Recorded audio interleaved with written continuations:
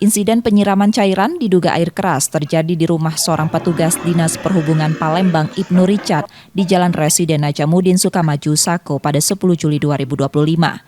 Dari rekaman kamera pengawas, tampak seorang pria bertopi menyiramkan cairan dari dalam botol ke arah mertua korban. Aksi itu berlangsung cepat. Teror ini bukan yang pertama. Sebelumnya salah satu rumah milik korban juga menjadi sasaran aksi pembakaran yang diduga disengaja. Pelaku disebut sempat 2 kali datang ke rumah korban bersama seorang rekannya dengan mengendarai sepeda motor. Keduanya berdalih ingin menanyakan prosedur pembuatan kir. Meski merasa tak memiliki persoalan pribadi, korban mengingat pernah terjadi cekcok antara orang terdekatnya dengan kakak iparnya beberapa waktu lalu.